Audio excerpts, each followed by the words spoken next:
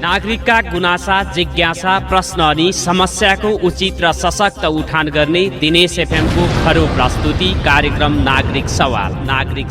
कार्यक्रम नागरिक सवालमा म नारायण अवस्थी, प्रविधिमा साथ दिँदै हुनुहुन्छ आरडीजी र छोटोजुली। नागरिक सवालमा विविध विषयमा समसामयिक विषयवस्तुमा हामीले दैनिक जसो संवाद गर्ने गरेका छौँ। विविध राजनीतिक, सामाजिक, आर्थिक लगायतका विविध आयामहरूमा संवाद गर्छौँ बिहान 7:30 देखि 8:30सम्म। सो संवादलाई यहाँहरूले दिनेश एफएम 93.8 मेगाहर्जमा, त्यसै गरी दिनेश खबरको फेसबुक पेजमा यहाँहरूले लाइभ र त्यसपछि पनि हेर्न र सुन्न सक्नुहुनेछ। मोबाइल एप्लिकेसन र अनलाइनबाट पनि यहाँहरूले हामीलाई सुनिराख्नु भएको छ। नागरिक सवालमा आज मैले हरिबोल भट्टराईसँग कुराकानी गर्नेछु। उहाँ स्टुडियोमै पाल्नु भएको छ। सनातन संस्कृति समाज नेपालका केन्द्रीय अध्यक्ष हुनुहुन्छ। उहाँसँग मैले यो आज धनगढीमा 11:30 बजेदेखि ट्राफिक चौराहाबाट र्याली आयोजना गरी त्यसपछि पार्क मोडमा पुगेर सभामा परिणत गर्ने उहाँहरूको योजना रहेको छ। सनातन संस्कृति समाज नेपाल सुदूरपश्चिम प्रदेश र कैलाली जिल्ला समितिको आयोजनामा सो कार्यक्रम हुने भएको छ। र यो सनातन संस्कृति समाज नेपालले किन आज र्याली र त्यसपछि यो सभाको आयोजना गर्दैछ, सनातन संस्कृति समाज नेपालको स्थापनाका पछाडिका कारणहरू के रहेका छन्, अब यसले भन्दै आइराखेको, उठाइराखेको कुराहरू के हुन्, कस्ता हुन्, ती किन आवश्यक छन् भनेर मैले प्रश्न गर्नेछु आजका अतिथिसँग। यहाँलाई नागरिक सवालमा हार्दिक स्वागत छ। धन्यवाद। आराम हुनुहुन्छ? सन्चै छु। सनातन संस्कृति समाज नेपाल, हजुर, यो चाहिँ एउटा संस्थाको जन्म दिनुभएको छ यहाँहरूले। हजुर, यो सनातन संस्कृति समाज नेपाल के हो, यसको आवश्यकता किन पर्यो र यसले के काम गरिराखेको छ भनेर 3वटा प्रश्न सुरुमै सँगसँगै सोधेँ यहाँलाई।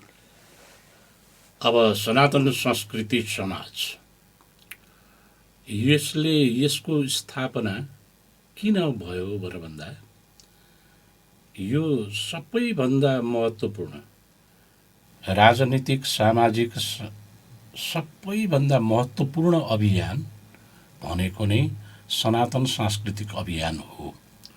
नेपालमा परापूर्व कालदेखि अब हजारौँ वर्ष अगाडिदेखि जुन सनातन परम्परा चलेर आएको छ, वैदिक परम्परा चलेर आएको छ, त्यो बमोजिमको राज्यको सुव्यवस्थापन, समाजको सुव्यवस्थापन, यो सबै कुरा र मानव कल्याणका कुराहरू त्यो सनातन संस्कृतिले जुन अङ्गीकार गरेर हिँडेको छ, त्यो साह्रै महत्त्व र 1 नम्बर महत्त्वको अभियान। त्यस कारण चाहिँ यो राजनीतिक सांस्कृतिक भन्दा 1 नम्बरको महत्त्वपूर्ण अभियान यो हो र यो अभियानलाई लिएर हामी हिँडेका छौँ अहिले। र यसको चाहिँ नि स्थापना 2072 सालमा भएको हो र यो अहिलेसम्म चाहिँ निरन्तर यसले चाहिँ नि सङ्गठन गरेर यो अभियान गरेर अगाडि बढिराखेको छ। र खास गरिकन यसको चाहिँ नि उद्देश्य पनि सोध्नु भएको छ मैले, किन स्थापना। अब यो स्थापना गर्नुको पछाडि चाहिँ के हो भने सनातन धर्ममाथि जुन प्रहार भयो, यो 62-63 को चाहिँ जुन परिवर्तन भयो, त्यो परिवर्तनले सनातन संस्कृतिमाथि प्रहार गर्यो। त्यसका चाहिँ नि नेताहरू जो हुनुहुन्छ त्यो उहाँहरू चाहिँ नि त्यस किसिमको सनातन संस्कृतिको बोध नगरेर हो वा चाहिँ नि विदेशीहरूको चाहिँ नि चङ्गुलमा फसेर हो उहाँहरूले सनातन संस्कृतिलाई मट्यामेट गर्नुभयो। जुन सनातन संस्कृतिको प्रादुर्भाव यो तपोभूमि, देवभूमि नेपालबाट नै सुरु भएको थियो। वेदव्यास यहीँ जन्मिनु भएको थियो। अब वेदले भन्छ वसुधैव कुटुम्बकम भन्छ, सर्वे भवन्तु सुखिनः, सर्वे सन्तु निरामया, सर्वे भद्राणि पश्यन्तु मा कश्चित् दुःख भाग भवेत् भनेर हामीहरूको सनातन संस्कृतिले भन्छ। अब रापाय शान्ति, औषधीय शान्ति, वनस्पतीय शान्ति, पृथ्वी शान्ति, सर्वगुण शान्ति, सबैको कल्याणको कामना गर्छ।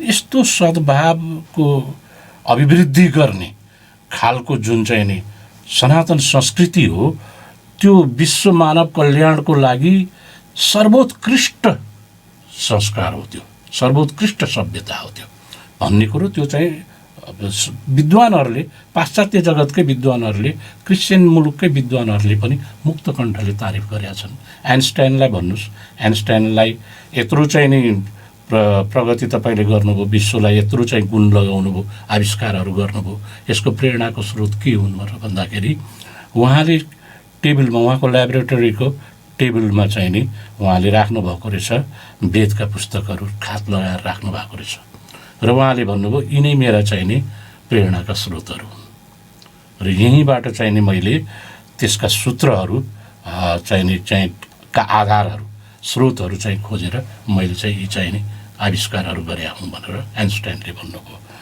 त्यस्तै चाहिँ नि अब अब्दुल कलाम राष्ट्रपति हुनुहुन्थ्यो नि, उहाँ चाहिँ नि ठुलो फिजिक्सको चाहिँ नि साइन्सको चाहिँ विद्वान हुनुभएको हुनाले उहाँ प्रख्यात हुनुभएको हो। इन्डियाको, भारतको राष्ट्रपति भन्दा पनि अब्दुल कलामजी चाहिँ त्यो विश्वविख्यात वैज्ञानिक भएर चाहिँ उहाँ प्रसिद्ध हुनुभएको हो। त्यस कारण उहाँले पनि चाहिँ के उहाँले विभिन्न आविष्कारहरू गर्नुभयो। अब रक्षा सम्बन्धी कुरोहरूलाई चाहिँ सुदृढ पार्नलाई भारतले उहाँलाई जिम्मेवारी दिएको थियो, यो क्षेप्यास्त्रहरू बनाउनु भनेर। अब क्षेप्यास्त्र उहाँले बनाउनुभयो, क्षेप्यास्त्रको चाहिँ नि उहाँले नाम पृथ्वी राख्नुभयो, वरुण राख्नुभयो, अब अग्नि राख्नुभयो। त्यस कारण चाहिँ अब पत्रकारले सोध्यो तपाईँ त मुसलमान हो, म मुसलमान हो, तर तपाईँले किन चाहिँ नि यो नाम, तपाईँको आविष्कारको नाम चाहिँ नि हिन्दू चाहिँ नि ग्रन्थहरूबाट टिपेर राख्नुभयो, हिन्दू साहित्यबाट किन राख्नुभयो भनेर भन्दाखेरि उहाँले भन्नुभयो कि अब सब प्रेरणा के स्रोत यही है, हमारे ये आविष्कार के लिए, तो मैं कहाँ से और नाम लाऊं भनेर भन्नुभयो। भनेपछि त्यो किसिमको के भने यो धेरै छन्। अब म्याक्स मुलरले भनेको छ संस्कृत सबैभन्दा वैज्ञानिक भाषा हो भनेर भनेका छन्। विद्वान हुन्, ठुलो विद्वान हुन्, चर्चित विद्वान हुन्।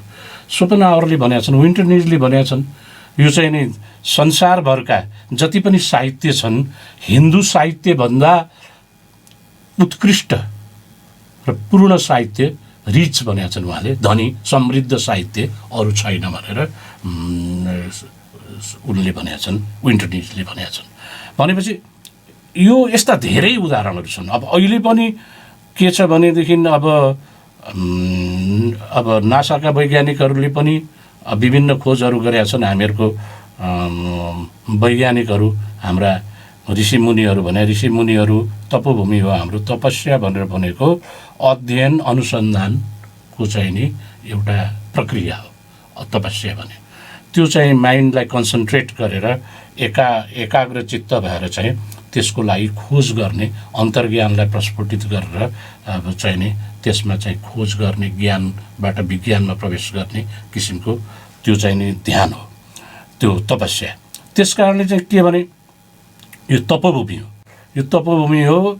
यसबाट चाहिँ नि चाहिँ तपाईँको ज्ञान, विज्ञान र दर्शन तिनै त र साहित्य, सङ्गीत, कला आदिको पनि आविष्कार चाहिँ को कुरो वेदले भनेको छ। अब वेदमा के छैन? वेदमा हरेक कुरा छ। राजनीतिक सुव्यवस्थापनको कुरो छ, सामाजिक सुव्यवस्थापन कुरो छ, सांस्कृतिक सुव्यवस्थापनको कुरो छ, अर्थ सम्बन्धी कुराहरू छन् त्यसमा, र चाहिँ नि सुरक्षा, राष्ट्रको समाजको सुरक्षाका कुराहरू छन्, सम्पूर्ण कुराहरू, आरोग्यका कुराहरू छन्।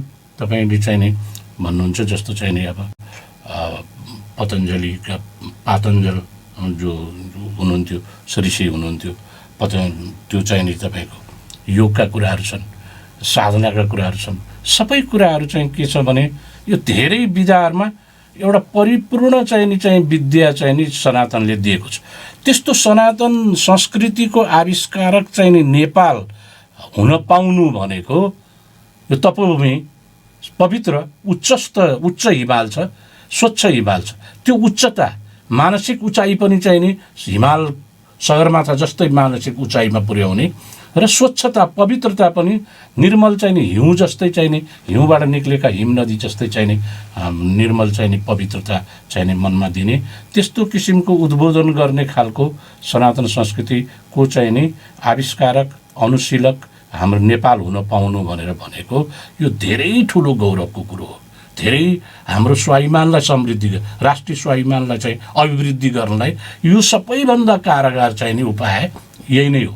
हामीहरूको चाहिँ सनातन संस्कृतिको अभिवृद्धि गर्ने र सनातन संस्कृतिलाई जोगाउने रक्षा गर्ने र यसको चाहिँ सम्वर्धन गर्ने यसको चाहिँ संरक्षण र सम्वर्धन गर्ने काम चाहिँ नि सबैभन्दा महत्त्व नेपालीले गर्न कहिले पनि छोड्नुहुन्न। किनभने योसँग चाहिँ नि विश्वको चाहिँ नि मानव कल्याणको लागि प्राणी मात्रको कल्याणको लागि सम्पूर्ण विश्वको कल्याणको लागि एउटा कारगर सिद्ध उपायको रूपमा यो सनातन संस्कृति नै खडा भएको छ। यसले दिएका चाहिँ संस्कारहरू जुन यसले दिएका चाहिँ नि उपदेशहरू जुन छन् यसले दिएका निर्देशहरू जुन छन् यसले दिएका सूत्रहरू जुन छन् त्यसको परिपालना गर्यो भनेमा विश्व चाहिँ नि यो टेन्सन टेरर डिप्रेसनबाट मुक्त हुन्छ। अहिले संसार अब तपाईँको संसारमा चाहिँ नि धेरै आविष्कारहरू भयो। अब अहिले हामी यहाँ एफएमबाट बोलिरहेका छौँ। अब यो चाहिँ पनि त एउटा चाहिँ ठुलो विकास हो उन्नति हो। र त्यसै गरिकन चाहिँ नि अब हातमा मोबाइलहरू छन् हैन इन्टरनेटहरू छन्। अब यो चाहिँ सब आइटीका चाहिँ क्षेत्रमा यत्रो प्रगति भएको छ र अब यातायातको क्षेत्रमा त्यस्तै भएको छ। अब यानहरू छन् वायुयानहरू छन् थुप्रा छन्। अब यी सब भएको छन्। यो सबै कुरो हुँदाहुँदै पनि औषधिहरूको विज्ञानमा पनि यत्रो चाहिँ एलोपेथीले निर्माण गरे औषधिहरू छन् थुप्रा छन्। अब सबै छ। सबै हुँदाहुँदै पनि आज मान्छेलाई चाहिँ नि मान्छेको रूपमा ग्रहण गर्न सकेका छ त्यो सद्भाव छैन नि। त्यो सद्भाव छैन। सर्वे भवन्तु सुखिन सर्वे सन्तु निरामया सर्वे भद्राणि पश्यन्तु मा कश्चित् दुःखभाग भवेत् भनेर हाम्रो सनातन संस्कृतिले जुन भन्छ। अनि वसुधैव कुटुम्बकम भन्छ विश्व नै एउटै परिवार हो भनेर भन्छ। र त्यो किसिमको चाहिँ नि जुन सन्देश दिएको छ त्यसै किसिमको आचरण पनि ऋषिमुनिहरूले गरेका छन्। त्यो अध्यात्मसँग जोडिएको कुरो छ। अब तर त्यत्रो चाहिँ नि आविष्कारहरू हाम्रो संसारमा भएर पनि मान्छे चाहिँ मुक्त छैन शान्ति छैन सुख छैन। मान्छेलाई सुख शान्ति त छैन। अब अहिले अफगानिस्तानमा मान्छेहरू मरिरहेका छन् नाइजेरियामा मान्छेहरू मरिरहेका छन् ठाउँ ठाउँमा चाहिँ उपद्रवहरू भएका छन्। एकले अर्कालाई सिद्ध्याउने एकले अर्का द्वन्द्व मचाउने र एकदम व्यक्ति हत्यामा जुट्ने र यस्तो किसिमको चाहिँ आतङ्कित चाहिँ संसारमा आतङ्क सृजना गरेर संसारलाई आतङ्कित गर्ने पीडादायी बनाउने एउटा दर्दनाक स्थिति पैदा गर्ने काम भइराखेको छ भने अर्कोतिर भ्रष्टाचारहरू यसरी चाहिँ बढिराखेको छ। जस्तो हाम्रो देशमा भ्रष्टाचार अहिले बहुत बढेको छ भनेपछि अब यो किन यस्तो भयो भनेर भन्दाखेरि यो सबै चाहिनेको निर्मूल गर्ने उपाय भनेको त्यो शाश्वत सत्यमा आधारित सनातन धर्म संस्कृति नै हो। त्यसैले त्यसको चाहिँ नि यो सनातन धर्म संस्कृतिको अवसान 62-63 पछिको राजनीतिक परिवर्तनका माध्यमबाट गरियो भन्ने ठम्याइ भएरै तपाईँहरूले यो 72 सालमा यो गठन गर्नुभएको होला। एक्ज्याक्टली हो। र सनातन संस्कृति अब मान्छेलाई यो ठ्याक्कै ठम्याउन मुस्किल हुनसक्छ। सनातन संस्कृति त भनिराख्नु भएको छ धर्म भनिराख्नु भएको छ यो ठ्याक्कै चाहिँ के हो भन्ने प्रश्न उब्जिन सक्छ। सनातन संस्कृति भनेर भन्नाले हामीले सनातन संस्कृति भनेर यसलाई अङ्गीकार गर्नु पछाडिको कुरो चाहिँ वैदिक सनातन हो। वेदलाई आधार मानेर जुन सनातन संस्कृतिको निर्माण भएको छ त्यो सनातन संस्कृति हामीले सनातन संस्कृति हाम्रो नेपालको राष्ट्रिय सनातन संस्कृतिको रूपमा त्यसलाई मानेका छौँ हामी। र त्यसमा चाहिँ के हो भने अब जस्तो बुद्ध धर्म छन् किराँत धर्म छन् प्रकृति पूजकहरूको धर्म छन् जैन धर्म छन् सिख धर्म छन्। यी सबै धर्महरू पनि ओमकार परिवार जति छन्। ओमकार परिवारलाई चाहिँ नि वेदले ओम भनेर भनिन्छ। जुन ओम भन्ने सूत्र जुन वेदमा उल्लेख छ त्यो चाहिँ सूत्र नै चाहिँ के हो भने ओमकार परिवार लाई समेट्छ त्यो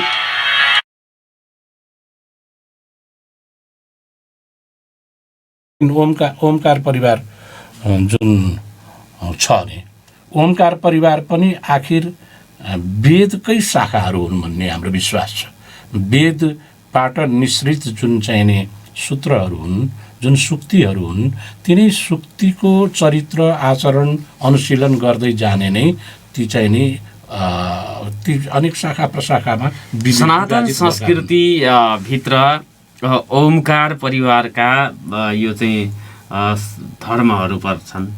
बुद्ध धर्म, हिन्दू, जैन, किराँत लगायत जुन चाहिँ मौलिक रूपमै अभ्यास गरिएका छन्, तिनको संरक्षण सम्वर्धन गरी यी चाहिँ धर्महरूबाट निश्रित ज्ञानलाई अनुसरण गर्नुपर्छ नेपाली समाजले। र हाम्रो राजनीतिमा पनि त्यसको चाहिँ एउटा प्रतिछाया कम्तीमा हुनुपर्छ भन्ने हो। हो, यहाँले ठिक भन्नुभयो। एउटा अनुशीलन, एउटा के भने आचरण चरित्रसँग सम्बन्धित छ, यो संस्कारसँग सम्बन्धित छ। अब मान्छेले चोरी गर्नुहुन्न, ढाँट्नुहुन्न भन्ने कुरो ऐन कानुन हेरेर, कानुन त कानुनी राज्य छ अहिले, कानुनी राज्य बमोजिम कानुन मुलुक चल्छ, तर कानुनमा लेखेको कुरा हेरेर अपराध नगरेको होइन कि नेपाली चोरी गर्दैनन्, ढाँट्दैनन्, इमान्दार छन् भनेर त पछिसम्म पनि मानिन्थ्यो नि त। तर अब अहिले आएर चाहिँ त यिनीहरू पनि चाहिँ नि भ्रष्टाचार गर्छन्, यो सबै भ्रष्ट छैनन् भन्ने थियो। अब अहिले भ्रष्टाचार गर्छन्, यिनीहरू पनि ठगी छली गर्छन् भन्ने कुरो अलिअलि अहिले चर्चामा आउन थालेको छ। तर त्यो कुरो थिएन नि त हाम्रो। किन थिएन भन्दा त्यो ऐन कानुनमा यति सजाय हुन्छ भनेर चोरी नगरेको बाट नढाँटेको होइन नि त। तर त्यो चाहिँ के हो भने त्यो अपराध नगर्नुको पछाडि संस्कार थियो। हाम्रो मातृदेवो भव, पितृदेवो भव भन्ने हाम्रो संस्कार छ। आचार्य देवो भव, होइन, अतिथि देवो भव भन्ने चाहिँ हाम्रो संस्कार छ।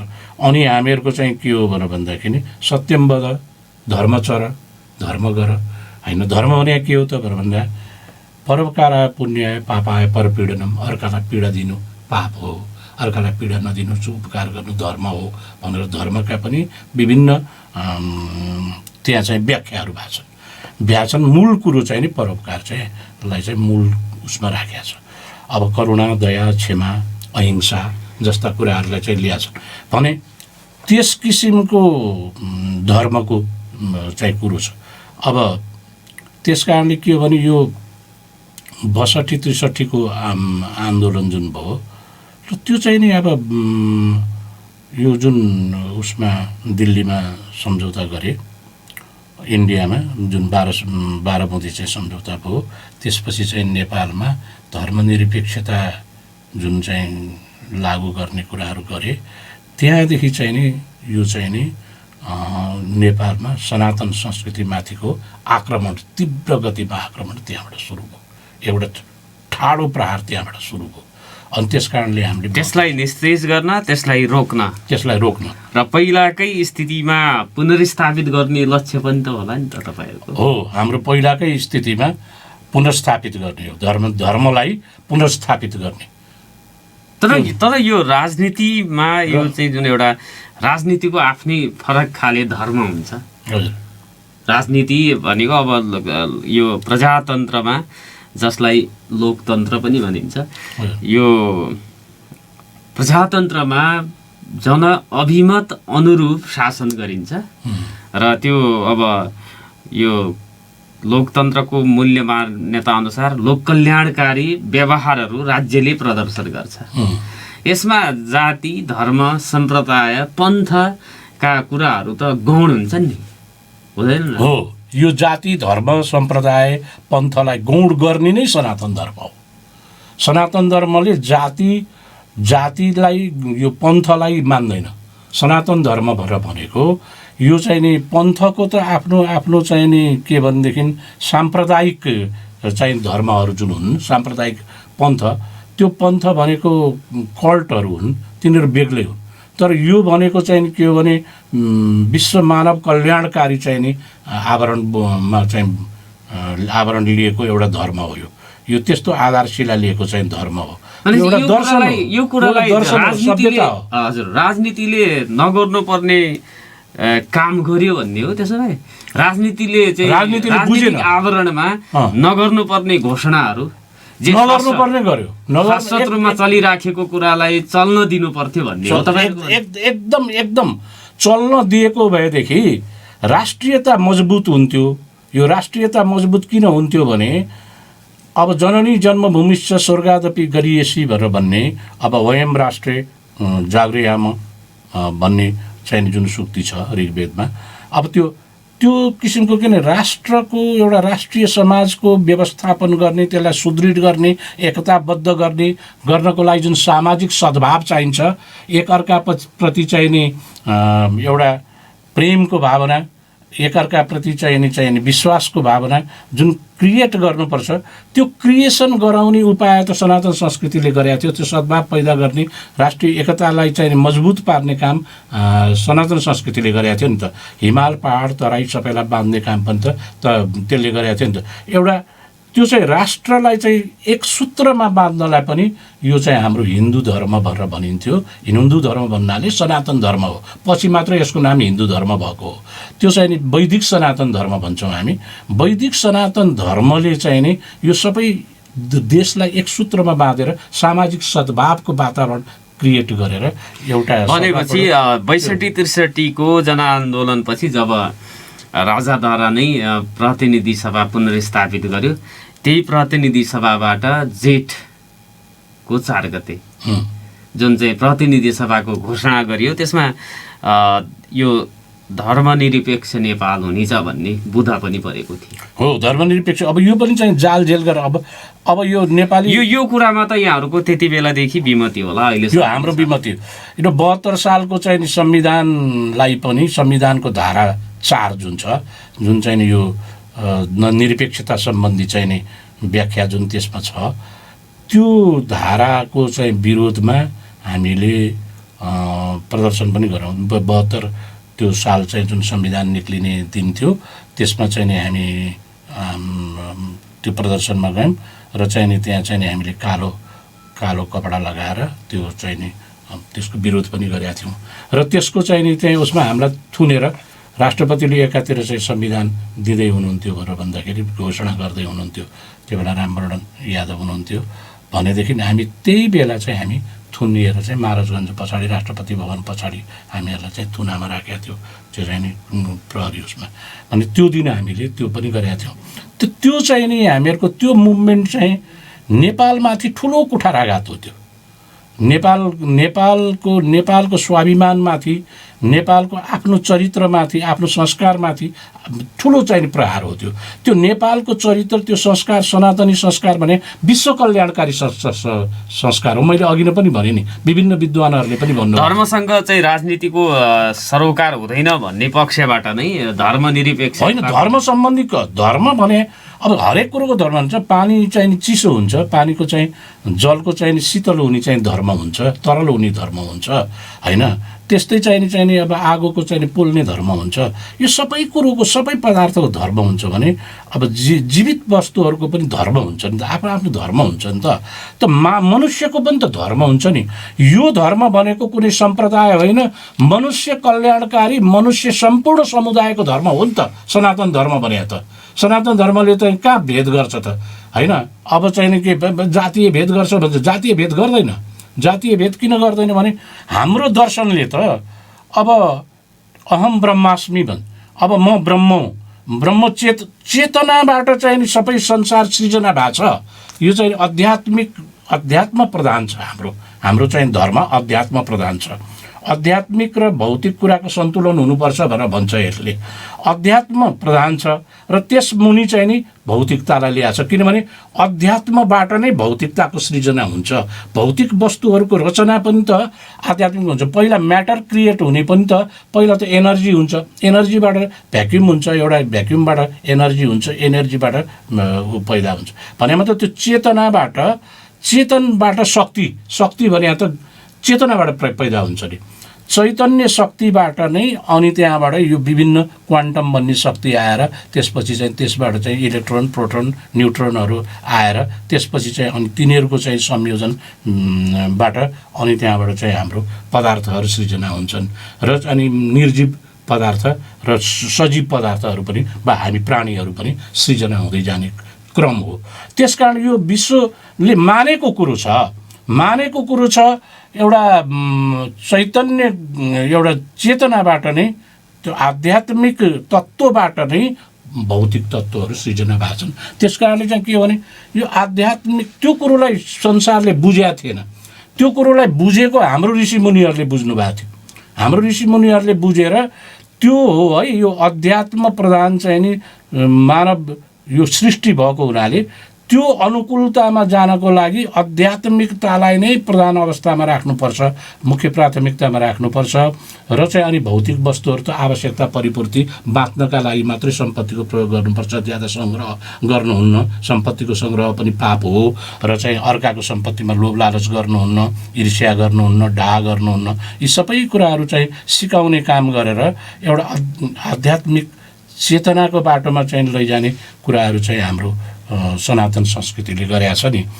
त्यस कारणले गर्दाखेरि हामी यहाँनिर छोटो विश्राममा टाइम चेकको समय भएको छ, त्यसमा जानेछौँ।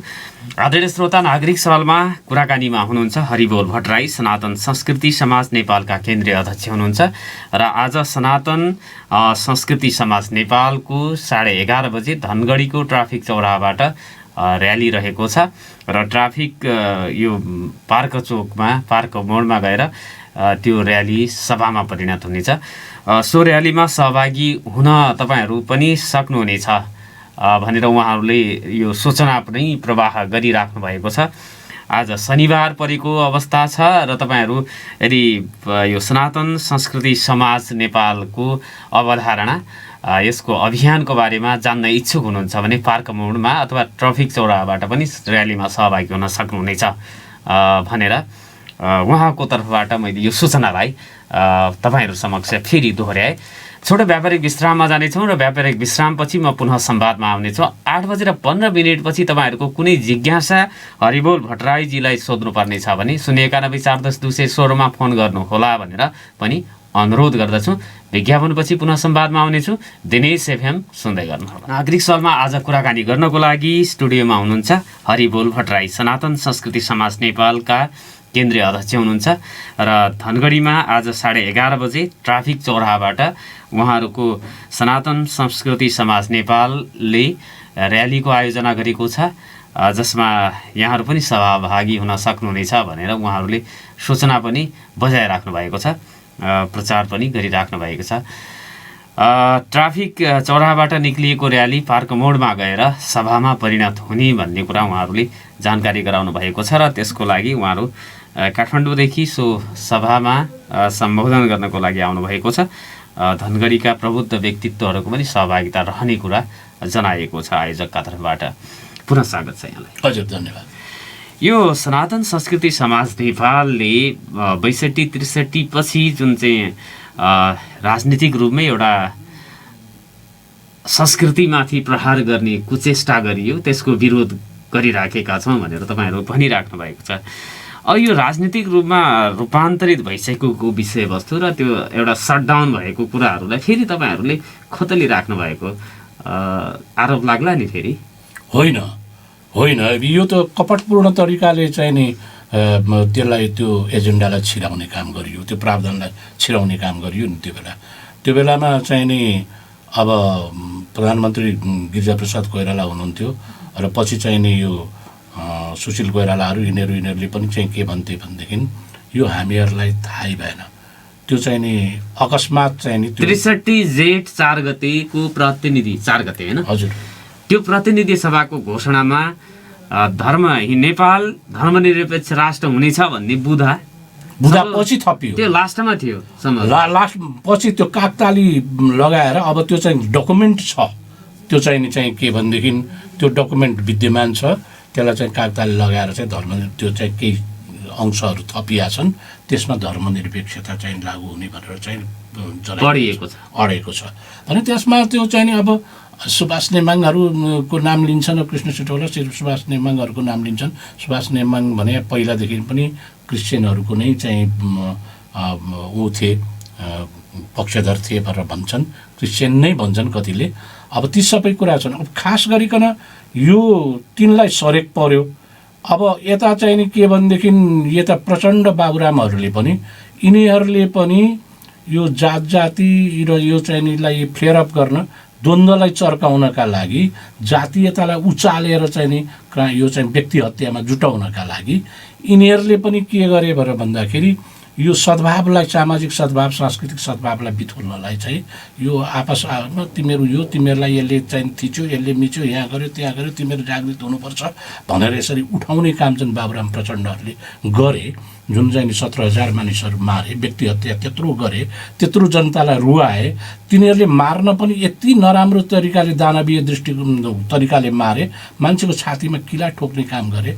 यो चाहिँ घुँडामा चाहिँ तपाईँको नलीखुट्टालाई चाहिँ नि ढुङ्गामा राखेर ढुङ्गाले हिर्काएर, घनले हिर्काएर चाहिँ नि चेतविचेत पारेर मारे। त्यस्तो किसिमको चाहिँ आतङ्कित गरेर त्यस्तो दर्दनाक पीडा हुने मनुष्यलाई हुने गरेर व्यक्ति हत्यामा जुट्ने राक्षसी काम गर्ने यिनीहरू बेइमान हुन्। यिनीहरू चाहिँ नि के हो भने यिनीहरू यो सत्ता कब्जा गर्नलाई रहेछ नि त। आखिर यिनीहरूको त मकसद केही पनि देखिएन। आखिर सत्तामा पुग्ने रहेछ। यिनीहरूले चाहिँ त्यो संसदीय व्यवस्थाको चाहिँ विरुद्धमा लडाए पनि होइन रहेछ। आखिर संसदीय व्यवस्थामै आएर सबै आखिर सत्ता र सम्पत्ति जोड्नका लागि रहेछ भन्ने कुरो त सत्तामा बस्नलाई यिनीहरूले गरेका प्रयासहरू, अहिले पनि गर्दै गरेका प्रयासहरू, अहिले ओली र प्रचण्ड माधवहरूको बिचमा भएका झगडाहरू, यी सबैले त के देखिन्छ भने सत्ता सम्पत्तिको लागि यिनीहरूले, नेपालको लागि त यिनीहरूले के गरे र नेपालीको लागि यिनीहरूले के गरे। नेपालीहरू खान नपाएर तपाईँको चाहिने यो कोरोनाको महामारीले झन् चाहिँ नि आक्रान्त भएको बेलामा अब चाहिँ नि औषधि चाहिँ नि इम्पोर्ट गर्दाखेरि पनि चाहिँ घुस खाने काम, भ्रष्टाचार गर्ने कामहरू गरे भन्ने कुराहरू छ भने चाहिँ ठाउँमा चाहिँ नि चाहिँ यो भ्रष्टाचारहरू व्याप्त भएको छन्।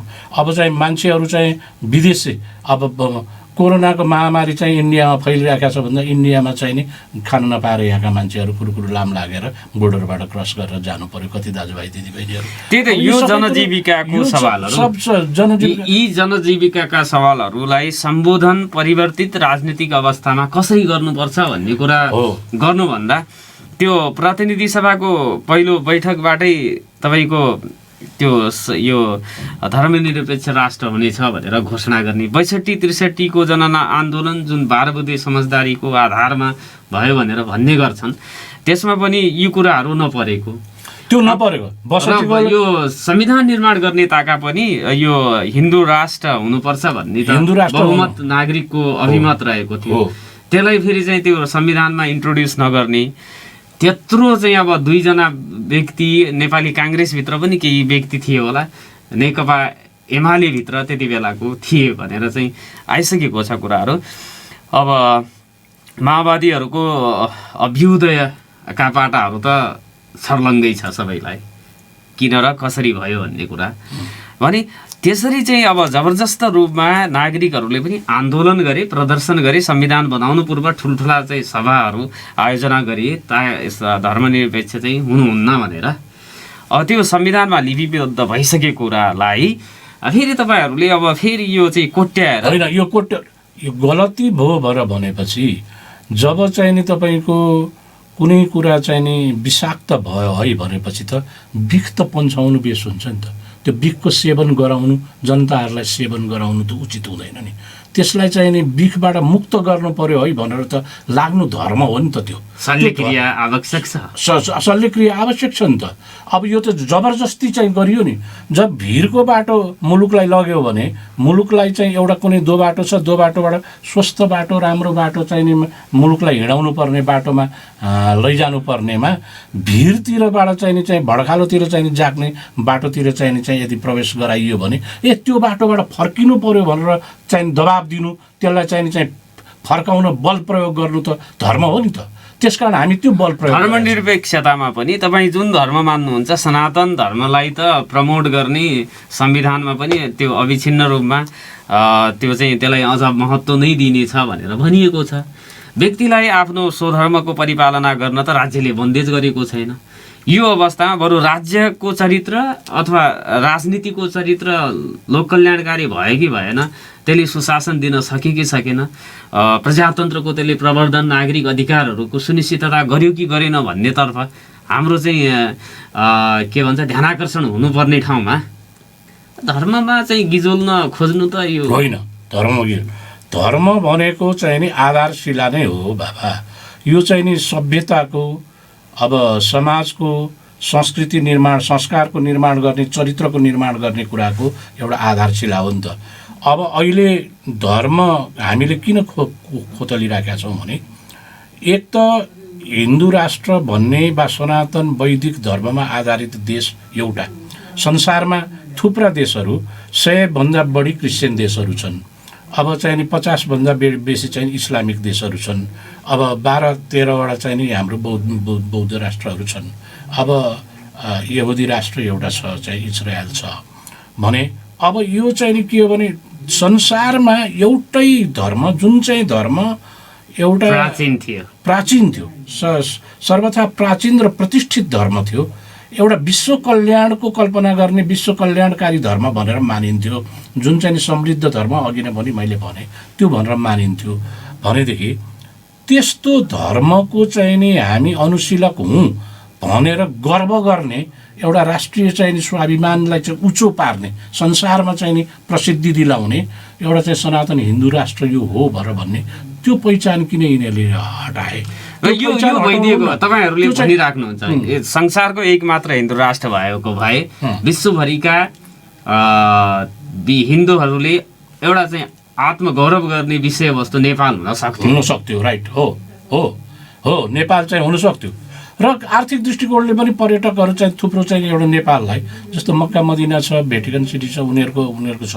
त त्यो चाहिँ के भने नेपाल पनि चाहिँ एउटा विश्वमा चाहिँ नि एउटा हिन्दू राष्ट्र, सनातन हिन्दूको सभ्यताको एउटा चाहिँ नि मूल राष्ट्रको रूपमा एउटा, त्यति मात्रै होइन, त्यो मात्रै हिन्दू राष्ट्रको मात्रै होइन, किराँत बौद्ध र हिन्दू धर्मको त्रिवेणीको रूपमा नेपाललाई विकास गर्ने पक्षलाई बिर्से राजनीति। राइट हाम्रो सनातनमा चाहिँ नि यो तपाईँले भने हामीले सनातनमा परिचयमा पनि त दिएका छौँ, हामीले शिवजीको मूर्ति पनि दिएका छौँ, हामीले किराँत फाल्गुनानन्दजीको पनि दिएका छौँ, गौतम बुद्ध महात्माको पनि चाहिँ मूर्ति पनि राखेका छौँ। त भने सनातनदेखि चलिआएको जुन संस्कार हो, अब धर्म हो, त्यसको चाहिँ प्रतिपालना गर्दाखेरि समाज सुव्यवस्थित हुन्थ्यो, सुसंस्कृत हुन्थ्यो, चरित्रगत हुन्थ्यो र नेताहरू पनि चाहिँ भ्रष्ट हुँदैनथे। त्यो चाहिँ हाम्रो विश्वास हो। नेताहरू पनि भ्रष्ट हुँदैन थियो नि। अब भ्रष्टाचार किन गरे भनेदेखि अब धर्मनिरपेक्ष भयो, धर्म र पापको चाहिँ नि कुनै त्यहाँ गणना भएन, त्यहाँ चाहिँ नि हेक्का। धर्मनिरपेक्ष भइसकेपछि त ईश्वरका नाममा शपथ लिन पनि गाह्रो भयो। अब ईश्वरका नाममा शपथ नलिने भए, अब त्यस किसिमले गर्दाखेरि के हो भने ईश्वरलाई नमाने सकेपछि, आत्मालाई नमानिसकेपछि, परमात्मालाई नमानिसकेपछि, परमात्मा हो नि परमेश्वर भनेको त परमात्मा हो नि, परमात्मालाई नमानिसकेपछि मनुष्यले मनुष्यको परमात्मालाई मान्न छोडिसकेपछि अनि के बाँकी रहन्छ त? अनि त्यहाँबाट व्यक्ति हत्या नभए के हुन्छ, भ्रष्टाचार नभए के हुन्छ, लुट खसोट नभए के हुन्छ, यो अपराधहरू बलात्कारहरू दुनियाँभर छन्, यो नभएदेखि के हुन्छ त? अनि त्यस कारणले गर्दाखेरि मूल बाटो जुन लिनुपर्ने बाटो नै चाहिँ छोडेर कुबाटोतिर चाहिँ अग्रसर भएपछि बिग्रियो नि। त्यस कारणले गर्दा सनातन संस्कृतिको चाहिँ जुन यो गरिमामय संस्कृति छ, यो त्यो आवरण चाहिँ नि, त्यसको नाम जुन चाहिँ नि यो पहिचानलाई चाहिँ मेट्नु हुन्न, त्यसमा गौरव गर्नुपर्छ र त्यसलाई स्थापित गर्नुपर्छ भन्ने हाम्रो मान्यता हो। र त्यसको पहिचान मात्रै होइन, त्यस सम्बन्धी चाहिँ नि चरित्रलाई, संस्कारलाई पनि अङ्गीकार गरेर समाजलाई सुव्यवस्थित र शान्ति सुखमय बाटोमा चाहिँ प्रभावित गर्ने बाटोमा अग्रसर गराउनु पर्छ र सकिन्छ। वेदबाट चाहिँ नि जुन चाहिँ नि सुक्तिहरू छन् त्यो अनुसारको चाहिँ नि समाज निर्माणको वातावरण चाहिँ तयार गर्यो भने त्यो सकिन्छ भनेर भन्ने हाम्रो विश्वास हो। र अहिले विश्व चाहिँ नि भने नि यत्रो आविष्कार भएर पनि टेन्सन, टेरर र डिप्रेसनबाट आक्रान्त छ विश्वव्यापी कुरा गर्दाखेरि पनि। र त्यसलाई चाहिँ त्यसको औषधि के हो त भनेर भन्दाखेरि त्यसको औषधि पनि आध्यात्म प्रधान सुव्यवस्थापन नै हो। अध्यात्म प्रधान ईश्वरलाई मानेर ईश्वर प्रधान चाहिँ सुव्यवस्थापन नै हो भनेर वेदले भन्छ, सनातन धर्मले हाम्रो त्यही नै भन्छ। भनेपछि त्यो औषधि हामीसँग छ। त्यसकारण त्यो चाहिँ त्यो तमाम विकृतिहरू विसङ्गतिहरूबाट समाजलाई, विश्व समाजलाई, मानव समाजलाई नै मुक्त गरेर चाहिँ नि यसलाई चाहिँ सुव्यवस्थापनको बाटोमा, सुख समृद्धिको बाटोमा, शान्तिको बाटोमा लैजान एउटा चाहिँ त्यो चाहिँ नि सक्ने उपाय केही छ भने सनातन संस्कृतिको उपाय छ भनेर अब यो उसले आचार्य के अरे महेश महर्षिले भन्नुभएको छ नि। महेश महर्षि भन्ने ठुलो विद्वान हुनुहुन्थ्यो, ठुलो विद्वान हुनुहुन्थ्यो। उहाँ चाहिँ नि भारतमा जन्मिनु भएको हो र त्यहाँ चाहिँ नि उहाँ चाहिँ नि शङ्कराचार्य मठमा चाहिँ काम गर्नुभएको, शङ्कराचार्यको रोलमा पनि आउनुभएको मानिस हुनुहुन्थ्यो र उहाँ चाहिँ ठुलो विद्वान हो। उहाँ अमेरिकामा उहाँले युनिभर्सिटी राख्नु भएको छ, ठाउँ ठाउँमा चाहिँ जर्मनीमा, ठाउँ ठाउँमा अस्ट्रेलियामा युनिभर्सिटीहरू राख्नु भएको छ। ट्रान्सेन्डेन्टल मेडिटेसन भनेर उहाँले त्यो एउटा मेडिटेसनको आविष्कार पनि गर्नुभएको छ। यो चाहिँ के भने अब त्यो उहाँ त्यो विद्वानले पनि के भन्नुभएको छ, Nepal to lead the world भन्नुभएको छ। उहाँ हिन्दुस्तानी हुनुहुन्छ तर Nepal to lead the world भनेर भन्नुभएको छ उहाँ। विश्वका वैदिक सनातन धर्मका ज्ञाताहरूले त्यो भन्ने र पश्चिमा जगतका मूर्धन्य जो वैज्ञानिकहरू चिन्तकहरूले पनि यो पूर्वीय दर्शन चाहिँ आधार हो है, आधार हो जगतको सृष्टिको र विचार निर्माणको र आविष्कारको आधार हो भन्ने। तर हाम्रै यहाँको चाहिँ अब राजनीति गर्ने नेता अथवा राजनीति नालायक भए यिनीहरू कुलङ्गारहरू भए, यी कुलङ्गार नालायकहरूले चाहिँ प्रहार गर्ने र यो जुन चाहिँ अब संविधानमै लिपिबद्ध भइसकेको कुराहरू, संविधानबाट संस्थागत हुँदै गइराखेको कुराहरूलाई पुनः चाहिँ त्यसमा जीवन दिनका लागि त एउटा दरो धक्काको आवश्यकता पर्छ। त्यो दरो धक्का त्यसकारणले हामीले सङ्गठन गरेर सक्छौँ। देशव्यापी चाहिँ सङ्गठन हामीले गर्दैछौँ र अहिले पनि हामी सङ्गठनको निर्माण गर्ने क्रममा नै यहाँ आएका छौँ। सङ्गठनको निर्माण गर्ने क्रममा आएका छौँ र यो अभियान एउटा सङ्गठनको निर्माण, एउटा चाहिँ नि सनातन धर्म संस्कृति बारेमा चाहिँ जनजागृति ल्याउने काम, जनतामा सचेतनता ल्याउने काम, दुईटा उद्देश्यले हामी यहाँ आएका छौँ। आदरणीय श्रोता, तपाईँहरूको म टेलिफोन कल पनि लिनेछु भनेको छु र सो समय आएको छ। 0914010-216 तपाईँको फोन आयो भने त्यसलाई हामी चाहिँ ग्रहण गर्नेछौँ र अतिथिसँग तपाईँको केही प्रश्नहरू छ भने छोटोमा यहाँहरूले राख्न सक्नुहुनेछ। 0914010-216 फोन गरिदिनु होला र म कुराकानी हरिबोल भट्टराईसँग कुरा गर्दैछु। सनातन संस्कृति समाज नेपालका केन्द्रीय अध्यक्ष हुनुहुन्छ र आज धनगढीमा आयोजना हुन गइराखेको सभामा उहाँ चाहिँ प्रमुख वक्ताको रूपमा पनि हुनुहुन्छ। उहाँ लगायत अन्य धनगढी क्षेत्रका पनि यो चाहिँ प्राध्यापकहरू, अग्रणी व्यक्तित्वहरूले त्यहाँ चाहिँ विचार प्रस्तुत गर्नुहुनेछ र यहाँहरूको सहभागिताको पनि उहाँहरूले अपेक्षा गरिराख्नु भएको छ सो कार्यक्रममा। यो कुरालाई पनि बिचमा मैले चाहिँ सुनाउँदैछु तपाईँहरूलाई र कुरा गर्दै थियौँ। जस्तो त्यो धक्का निर्माण गर्नको लागि त फेरि चाहिँ विकल्प भनेको आन्दोलन हो, जागरण हो। त्यो जागरणभित्रैबाट आओस् भन्नका लागि फेरि यो जागरण भनेको एउटा कथित जागरण हुन्छ जो 62-63 देखियो भनेर भनिन्छ। 46-47 को आन्दोलनमा पनि एउटा एक किसिमको चाहिँ जागरण देखा परेको थियो। 7 सालदेखि पटक चाहिँ जागरणहरू देखा पर्दै गए।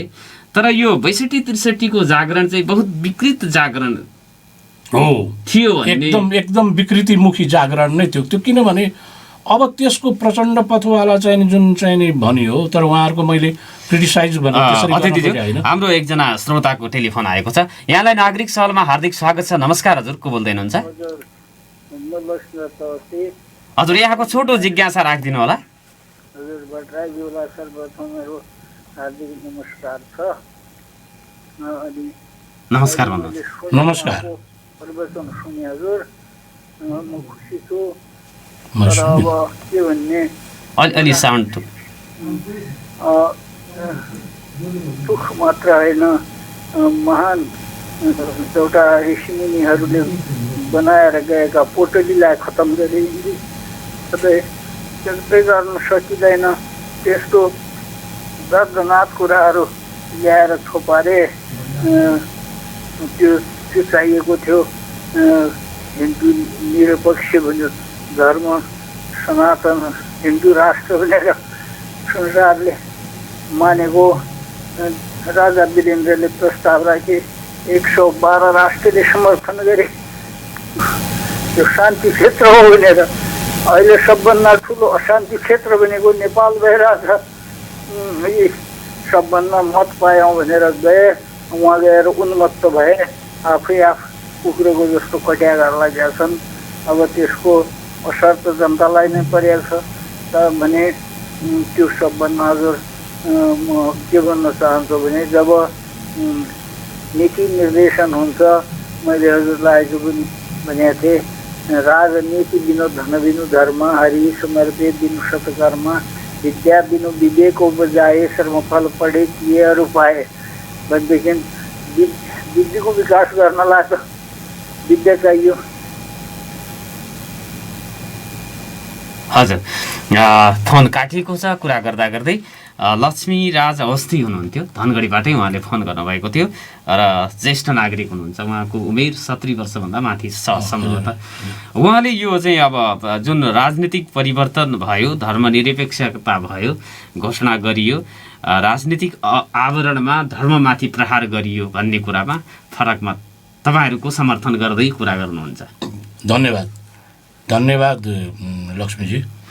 र के भनेदेखि यहाँले विचार राख्नुभयो, साह्रै नै खुसी लाग्यो, त्यसको महान प्रशंसा गर्छु। र खास गरिकन यो विकृतिग्रस्त नै भयो। मुख्य चाहिँ चरित्रहीन मान्छेहरूले नेतृत्व गरे र व्यक्ति हत्यामा जुट्ने, आतंक गर्ने र समाजलाई रुवाउने, पीडा दिने एउटा अत्यन्त चाहिँ दानवीय दृष्टि के अरे यहाँले यो कुरा भनिराख्दाखेरि जसले प्रजातन्त्रलाई आफ्नो मुटु ठानेको थियो त्यो पार्टी नेपाली काङ्ग्रेस र यो लोकतान्त्रिक अभ्यासमा चाहिँ एकदमै अगाडि पुगेको नेकपा एमाले पनि त्यो एउटा चाहिँ जुन नेकपा माओवादी प्रचण्ड बाबुरामले नेतृत्व गर्नुभएको पार्टीको लयमा चाहिँ कसरी गयो भन्ने कुरा हो नि त। उहाँहरू त कमजोर हुनुहुन्थ्यो। त्यो चाहिँ नि के हो भने उहाँहरू पछाडि पश्चिममा चाहिँ नि क्रिस्चियन जगतका मानिसहरू जो आफू चाहिँ नि क्रिस्चियनिटीमाथि गर्व गर्ने र त्यो खास गरिकन के हो भने अब यो विश्वमा पहिला चाहिँ नि व्यापारिक किसिमको व्यापारको सिलसिलामा हिन्दुस्तान प्रवेश गरे, ठाउँ ठाउँमा व्यापारिक दृष्टिकोणले चाहिँ गएर व्यापारिक किसिमले व्यापार प्रमोट गर्ने किसिमले साम्राज्य फैलाउने काम गरेका थिए, उपनिवेशहरू चाहिँ कायम गर्दै गएका थिए भने अब अहिलेको चाहिँ नि धार के हो भने संस्कृतिमाथि आक्रमण गरेर सांस्कृतिक रूपले हैकम जमाएर चाहिँ नि अनि धार्मिक उपनिवेश अथवा सांस्कृतिक सांस्कृतिक अतिक्रमण गरेर चाहिँ नि आफ्नो वर्चस्व कायम गर्दै जाने राजनीतिक रूपमा स्थापित हुने जुन किसिमको वर्चस्व कायम गर्ने जुन किसिमको चाहिँ अभियान अहिले सुरु भयो नि, त्यो चाहिँ मेकालेले पनि चाहिँ नि एउटा प्रतिवेदन दिएका थिए। लर्ड मेकालेले ब्रिटिस उसमा संसदनमा चाहिँ दिएका थिए नि त। त्यसकारण चाहिँ जबसम्म हामीले संस्कृतिमाथि प्रहार गर्न सक्दैनौँ तबसम्म हामीले राजनीतिक रूपमा वर्चस्व कायम गर्न सक्दैनौँ भनेर उनले त्यहाँ पनि त बोलेका थिए नि त, त्यो प्रतिवेदनमा भनेका थिए नि त। त्यो हिसाबले एउटा यिनीहरूको डिजाइन छ। त्यो डिजाइनमा आफू चाहिँ नि आफ्नो धर्म, अब जस्तो चाहिँ नि अब अमेरिकाको राष्ट्रपति अब चाहिँ नि त्यहाँ पनि त धर्मनिरपेक्ष भनेर के भन्छन्। अब त्यहाँ चाहिँ के छ भने बाइबललाई नै छोएर चाहिँ शपथ ग्रहण गर्नुपर्छ। त्यहाँ 100-200 वर्ष पुरानो बाइबललाई छोएर शपथ ग्रहण गर्नुपर्छ। त्यस्तै चाहिँ नि बेलायतको महारानी पनि चाहिँ नि क्रिस्चियन चाहिँ प्रोटेस्टेन्ट क्रिस्चियन नै हुनैपर्ने जरुरत छ। र चाहिँ प्रधानमन्त्रीको पनि शपथ ग्रहण गर्दाखेरि क्रिस्चियन नै हुनुपर्छ। त्यहाँ पनि म प्रोटेस्टेन्ट हुँ भनेर भन्नुपर्छ। भनेपछि अब प्रजातन्त्रको जननी भनिएको छ। सब आधुनिक भनेका राष्ट्रहरू, विकसित भनेका राष्ट्रहरूले त्यसो गरेका छ भने हाम्रो यहाँका नालायक कुलङ्गारहरू पैसा घिच्न पायो भनेर त्यो चाहिँ सम्पत्ति घिच्न पायो र चाहिँ यो हिन्दू धर्म, सनातन धर्म आदि इत्यादि यो कुराहरू गर्नु त पश्चगमन हो भन्नुहुन्छ नि उहाँहरू। पश्चगमन त यिनीहरूले गर्दैछन्। यिनीहरूले चाहिँ नि जुन चाहिँ नि कुरोले अग्रगमन भने के हो त? अग्रगमन भनेको विश्व शान्ति उन्मुख गर्ने, सुख शान्ति उन्मुख चाहिँ विश्वलाई पुर्याउने बाटो चाहिँ गमनकारी हो कि यो चाहिँ नि चाहिँ एकदम त्यो बाटोलाई छोडेर गलत बाटो, कुबाटो, त्यो बाटोको विपरीत बाटो, धर्मको बाटो छोडेर पापको बाटो, अपराधको बाटो, व्यक्ति हत्याको बाटो, यो लुट खसोटको बाटो, भ्रष्टाचारको बाटो, यो तपाईँ राजनीतिक रूपमा पनि यो राष्ट्रिय नेताहरूको चरित्रलाई मजाले चाहिँ अध्ययन गर्ने अवसर पाएको व्यक्ति हो। हजुर, सबै पार्टीको सबै शीर्षस्थ नेताहरू दिवंगत भइसकेका र अहिले पनि राजनीतिको मूल प्रवाहमा भएका व्यक्तिको चरित्रलाई यहाँले चाहिँ बुझ्नुहुन्छ। हजुर, धर्मनिरपेक्षता पैसा खाएरै घोषणा गरिएको, पैसा खाएरै घोषणा गरे हो, पैसा खाएरै घोषणा गरे हो। कसले खायो त्यो चाहिँ नि अब त्यो कसले खायो भनेर भन्दाखेरि पनि त्यति बेला नेपाली काङ्ग्रेस पनि दोषी छ। नेपाली काङ्ग्रेसको मैले सुनेको अनुसार गिरिजाप्रसाद कोइरालाकोमा समेत चाहिँ नि पैसा आएको थियो भन्ने मैले सुने र चाहिँ त्यहाँ परिवारमा चाहिँ केही कुराहरू वितरण गरिएको थियो भनेर भन्ने सुने मैले। कहाँसम्म सत्य हो अब यो चाहिँ त खोजको विषय। त्यसको संयोजन गर्ने त भूमिकामा कृष्ण